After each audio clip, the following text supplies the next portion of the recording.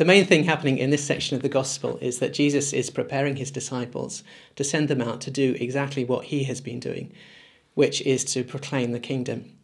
And as he does so, he's warning them that it's going to be tough, it's going to be difficult, just as it has been for him. Nobody's really very sure when Matthew's gospel was written. Most scholars would date it after AD 70, just a few beforehand. Fortunately, it doesn't matter.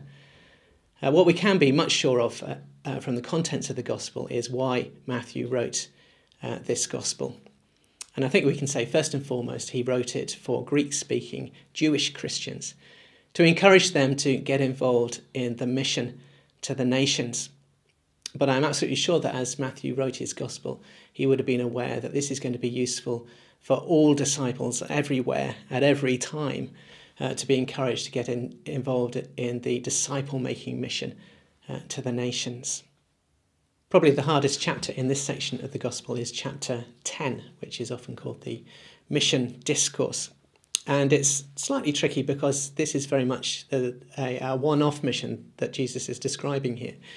He sends the 12 out exclusively to the lost sheep of the house of Israel and to no one else. Specifically instructions, in fact, to go to no one else. So although in some ways we'd expect this to be a model for the kind of mission that we're involved in, the mission to the nations that begins at the end of the gospel, we would also expect some of the things that are described in that chapter not to carry over. For example, the 12 are instructed to go out to do a number of things alongside their proclamation of the kingdom, including raising the dead.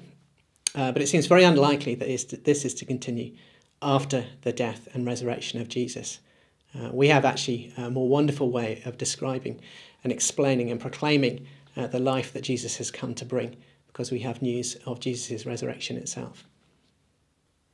What struck me particularly this time going through this section of the gospel was just how well Matthew exposes the irrationality of unbelief and in some ways the ugliness of unbelief, and that's been very helpful for me with my own little faith, coping with my own doubts and clinging much more closely to the Lord Jesus Christ.